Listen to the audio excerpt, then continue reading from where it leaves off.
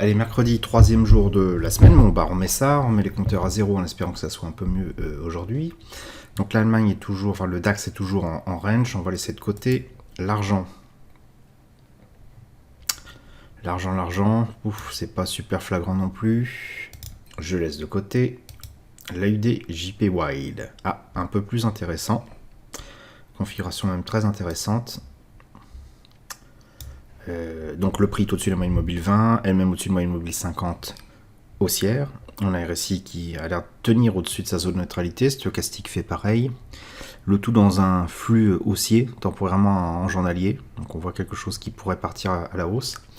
Donc dans ces cas-là, ce qu'il y a de plus simple à faire, c'est de mettre une alerte. Dès que le stop loss passera en mode achat ici, donc quand il changera de couleur,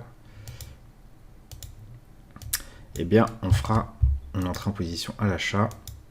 Voilà, je rajoute l'alerte et je passe ceci en orange. Le CAC 40.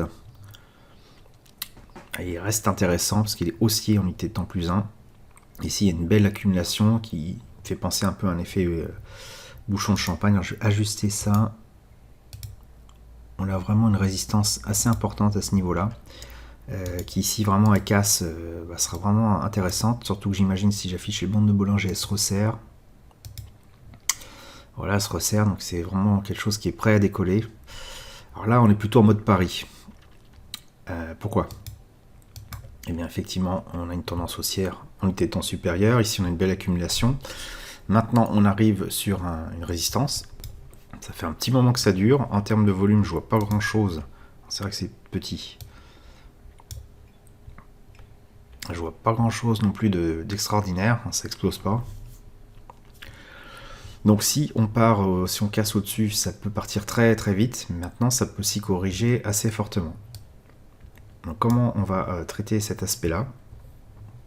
Soit on prend une position tout de suite en mode pari en se disant bon bah ça marche ou ça marche pas. Soit on attend, ce qui serait un peu plus raisonnable, une confirmation de la cassure, un rebond pour entrer en position à nouveau. Parce que de toute façon, s'il n'y a pas de cassure, s'il n'y a pas de rebond, a priori le prix va dégringoler. Donc pour faire simple, moi ce que je vais faire, je vais attendre que le stop loss ici passe au rouge pour que ça soit intéressant d'entrer en position. J'aime pas trop les paris.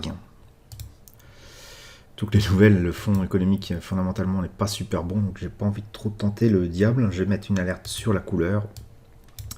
15 minutes lorsqu'elle deviendra rouge. Et lorsqu'elle vient de rouge, je pense que ça vaudra le coup de tenter le trade. Et on passera donc à l'achat. Je le place quand même en orange, puisqu'il y a quand même une imminence du dénouement. Et je passe à la suite. Le FTSE.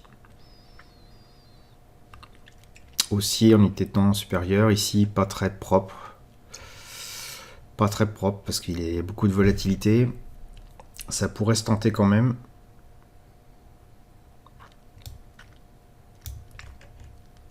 Ouais.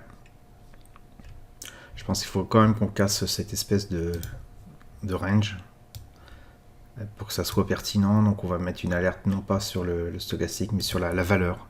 Voilà. Si ça casse là, on pourra tenter une prise d'achat. Mais bon, pas plus convaincu que ça. Je vais mettre en orange puisque le dénouement est proche.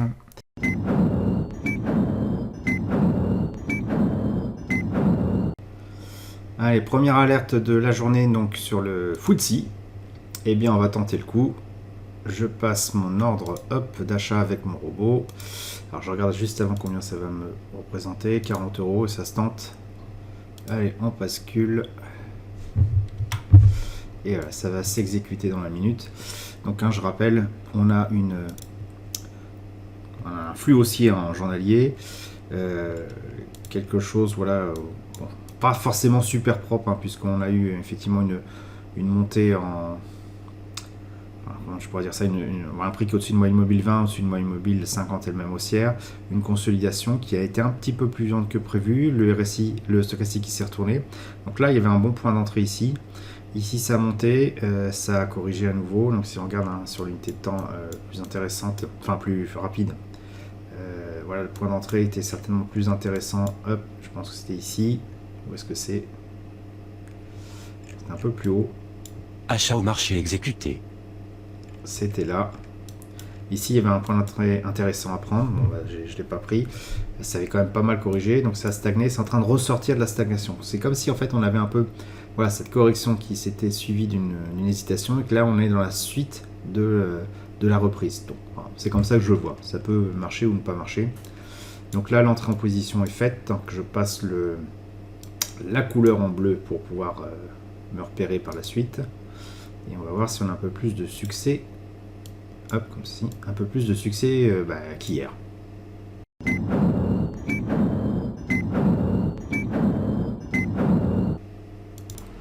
Donc là, j'ai une alerte sur le CAC 40. Là, effectivement, le stop loss a changé de couleur. Donc je viens d'activer le robot qui devrait s'enclencher d'ici quelques secondes. Donc pour rappel, hein, on a une tendance haussière en unité de temps journalière avec un flux légèrement haussier en stochastique. En journalier, je veux dire. Et ici, on a effectivement une accumulation qui, a priori, serait en train de péter hein, à la hausse.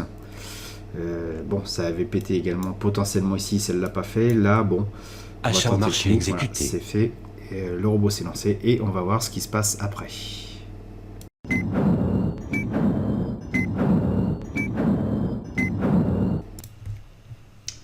Donc là, je viens d'être sorti de position puisqu'il y a eu une activation du stop loss. Le stop était remonté sur le cours d'entrée et il y a eu un gros retour de bâton, ce qui me fait donc sortir à quasiment 0 €.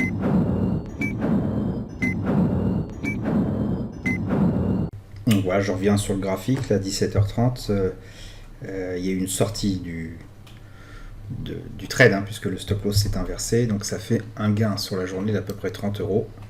Donc pratiquement 0 sur le premier, 19 plus 13 sur celui-ci, donc à peu près une trentaine d'euros hein, sur la journée.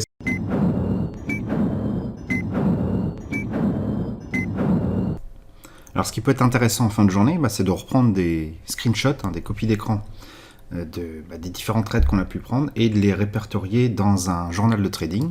Donc voilà le mien hein, concernant les 2 trades que j'ai pris aujourd'hui. Donc ce que je fais, je prends mes copies d'écran. Hop, je les rajoute dedans. Et ça me permet, en fin de semaine, par exemple, de faire l'analyse. C'est-à-dire, je prends le screenshot de mon trade et je regarde est-ce que j'ai bien fait de prendre position à ce moment-là, est-ce que je ne me suis pas trompé. Donc je reprends la copie d'écran au moment où je suis entré en position. Donc là, effectivement, on avait une belle consolidation, une belle accumulation plutôt d'entrée en position de trade qui... On sentait un effet bouchon de champagne. Donc là, effectivement, si je revenais après dessus, je serais, je pense, rentré en position à nouveau dessus. Si je regarde la copie d'écran quand je suis sorti du trade, effectivement, ça correspondait à mon plan de trading, c'est-à-dire sortir au moment où j'aurais profité du maximum de cette poussée haussière. Donc c'était le cas ici, j'entrais en position là, et dès que le stop loss était touché, je revendais la moitié. Quand il se retournait, eh bien, je revendais le reste. Donc j'ai respecté mon plan de trade. Et enfin, dernière copie d'écran, dernier screenshot qui va m'indiquer en fait ce qui s'est passé après ma sortie de position, savoir si je suis sorti finalement au bon moment ou si j'ai pas fait une erreur. Donc là, typiquement, c'était une sortie au bon moment. Effectivement, après, le prix a refait une sorte de consolidation. Ça aurait été intéressant d'entrer en position. Vous vous doutez bien quand même qu'à 4h du matin, j'ai autre chose à faire que de trader. Donc bon, voilà, le prix potentiellement est en train de repartir. On va regarder ça tout de suite après, hein, dans la séance d'après. Mais on peut très bien re-rentrer en position le lendemain, quoi qu'il en soit, en termes d'analyse. Pour moi, c'est un trade qui correspond à mon plan, donc je suis satisfait. Si maintenant je regarde l'autre trade que j'ai pris, donc celui qui était légèrement perdant, voilà, et je rouvre à nouveau les copies d'écran, hop, donc je vais essayer de remettre ça proprement. Donc qu'est-ce que je ferais alors non, je crois que là j'ai dû me tromper de copie d'écran. Alors je recommence. Hop. Bon, je me suis trompé dans la copie d'écran, j'ai pris la copie d'écran du CAC 40, tant pis.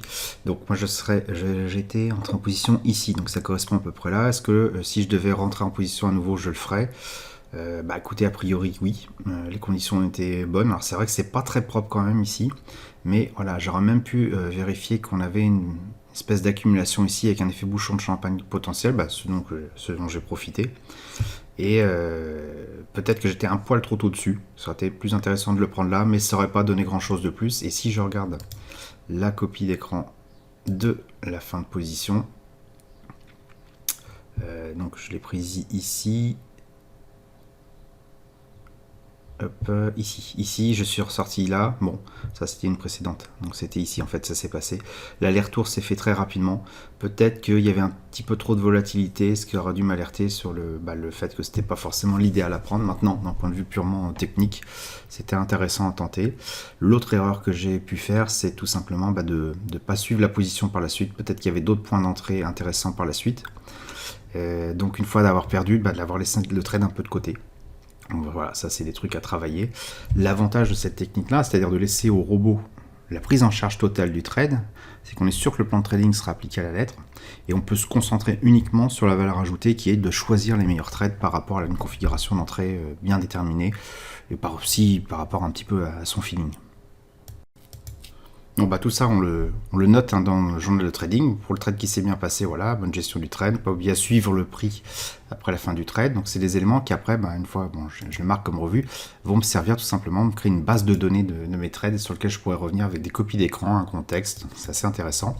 Et puis pour l'autre trade, j'indique effectivement que c'était une bonne gestion du trade et c'est normal puisque c'est le robot qui l'a suivi, mais que voilà, il y avait sans doute peut-être un peu trop de volatilité pour entrer en position de manière sereine.